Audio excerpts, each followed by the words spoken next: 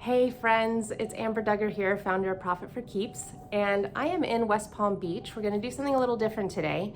I just had an amazing 2 days with some high vibrational entrepreneurs, incredible women that are doing incredible things. And we're talking about $1 million months and what it takes to have $1 million months and what normalizes $10 million months. Why not? $1 million months. And there's two key components. There's the mindset piece, huge, as we all know, huge.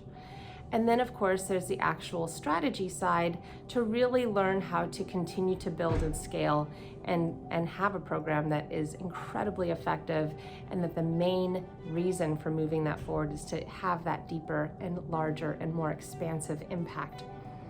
So I had so many takeaways, and I can do a separate video on that if you guys would like. You can comment below if that's something you would like to see. And by the way, if you're new here, welcome. My name is Amber Duggar, and I empower entrepreneurs in really understanding their cash flow numbers so that they can just amplify and create generational wealth. It's just an incredible system. So welcome, and I hope that you'll like, subscribe, and share if you do like this video. Okay, so what we're talking about in this 2-day event, yes, we went into some strategy. Yes, it was super helpful. But the biggest takeaway I got was the difference between playing safe and basically, I'm sorry, okay. Forgive me, my brain is all over the place, but it's the difference between playing safe and paying your bills. That was the big takeaway for me. So what is the difference between playing safe and paying your bills?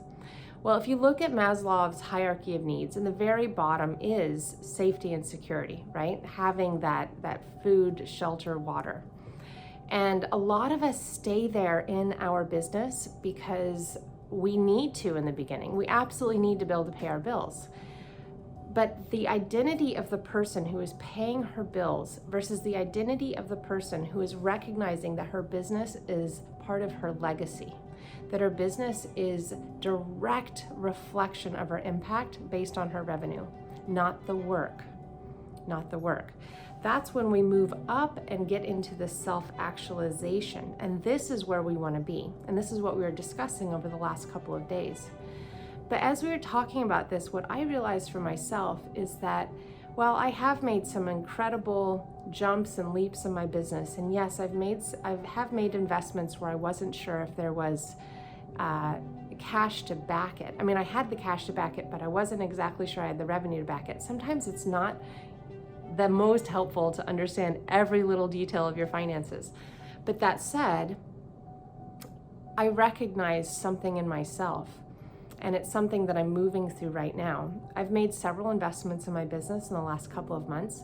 We also have a new full-time employee, which I'm super, super excited about. And at the same time, it's scary. I just moved. We did all of these different up-levelings. And when we do up-level, typically things start to break down. Things start to go awry. And that's when your business is talking to you. So when your business is talking to you, it's telling you exactly what you need to do to go to that next level. So what I learned from that is that, well, I read a lot about this. I hold space for this for myself. If I'm really being honest with myself, I have a pattern of always playing safe. Now, what does that mean? Well, that means that I now need to feel into the identity of an 8-figure earner. I need to feel into the identity of being able to make investments based on ROI and not on cash position, which it may sound like totally crazy to do this, yet there is something about being able to show the universe, yes, I have faith. Yes, I can do this. Yes, I am divinely supported. So wherever you are in your business, push yourself to see what you may be missing, what you may not be allowing yourself to step into.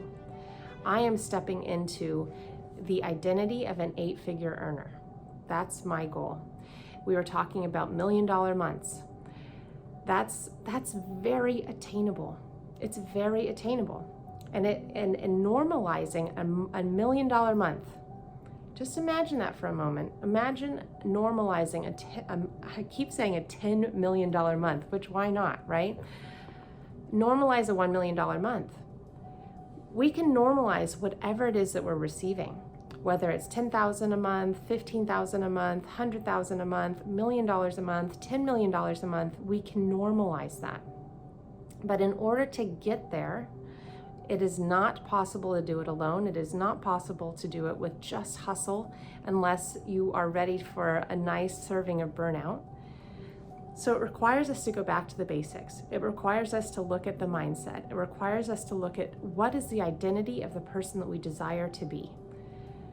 And something that was brought up many times over the last couple of days was our human design. And so a really important component of human design is our own decision-making skills. Not skills, but like our innate ability to make decisions is different based on our human design. If you haven't heard about human design and you want me to make a video about it, let me know in the comments below.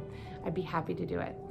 But we had a long conversation last night with all of these incredible women about human design and the authority. If you have a sacral authority, it means that you are yes. When you're yes, you're yes. You just know right away. If you're a no, you're a no, you know right away. But if you're an emotional authority, you really need to feel into it. So if you have always just known and felt like, I always know the answer to big decisions, you're most likely a sacral authority and may be frustrated with someone who's more of an emotional authority. I'm definitely an emotional authority. So we were talking about that, and I think that's also a key piece to this, is that, you know, I believe that someone with sacral authority has an easier time becoming to that self-actualized space because they are making those decisions faster. For someone who really needs to feel into it, it's really important that we also recognize, is this making us uncomfortable? If so, that's probably a really good thing. So what I'd love to end this with is a question for you. This is something that really helped me identify some key pieces that we're going to be using for strategy over the next several months. And that is the question. Ready? Are you ready for the question?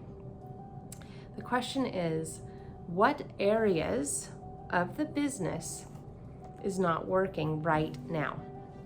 Now that's a very simple yet profound question, because when you start thinking through what areas are not working right now, you can really start to think into the strategy from a logistical perspective. But then the next question when you want to ask for yourself is, what is the identity that I am sitting with right now? And does that match the identity of where I'm going? What is someone who's making $1 million a month? What is that identity? I'd love to hear your thoughts. Let me know in the comments below. Super excited to have another beautiful moment with you, and I would love to hear more about what you'd like to hear from us. So let me know. Much love to you. See you next week. All right, take care, guys.